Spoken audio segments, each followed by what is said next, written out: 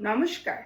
আজকে চলে এলাম আমি রীনা মণ্ডল সমাজের কিছু গল্প তুলে ধরবার জন্য, যেগুলো আমরা সমাজ মাধ্যমে বা খবরের মাধ্যমে বা সোশ্যাল মিডিয়ার মাধ্যমে জানতে পারি, দেখতে পারি এবং শুনতে পারি।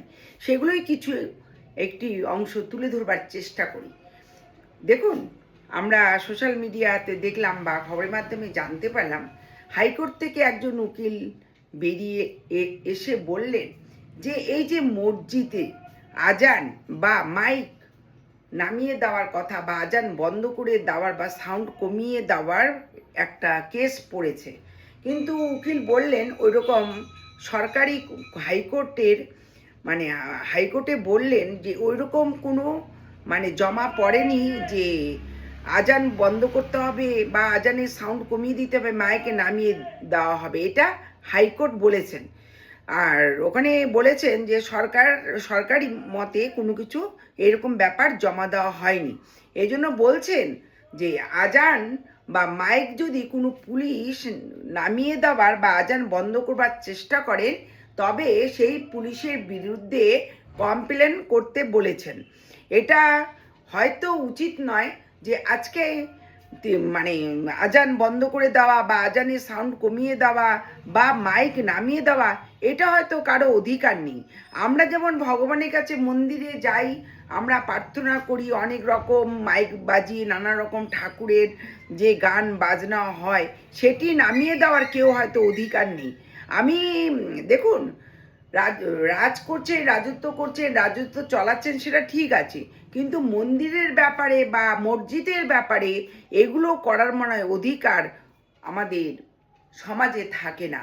আজান মুসলিমরা দেবেই। মুসলিমদের প্রতি যে করা হচ্ছে যে কাজগুলো, সেগুলো মোটেও সমাজে ভালো দেখাচ্ছে না। আজকে জিতার পরে মুসলিমদের বিপক্ষে অনেক কাজ হচ্ছে। অনেক জায়গায় মসজিদ ভেঙে দেওয়া হচ্ছে, অনেক জায়গায় আজান বন্ধ করে দেওয়া হচ্ছে বা সাউন্ড কমিয়ে দেওয়া হচ্ছে, মাইক নামিয়ে দেওয়া হচ্ছে। এগুলো মনে হয় করার নিষিদ্ধ, অবশ্যই করা দরকার হাইকোর্ট বা সুপ্রিম কোর্টকে। এগুলোর বিরুদ্ধে অবশ্যই প্রতিবাদ করার দরকার আছে।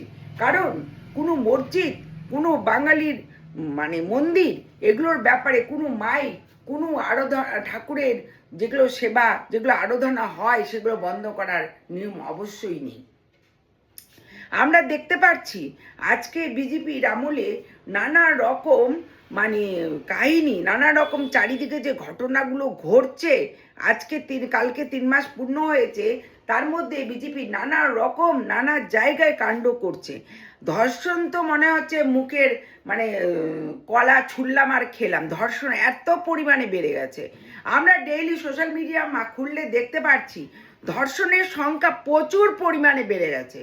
আমি এর আগেও সরকার বা সুপ্রিম কোর্ট, হাইকোর্টের কাছে অনুরোধ করছি যে এই ধর্ষণ এমনি বন্ধ করা যাবে না। ওই 2-1জনকে জেলে ঢুকে 3 মাস 6 মাস রেখে ধর্ষণ কখনো এইভাবে বন্ধ হয় না, হয়নি এবং হবে না।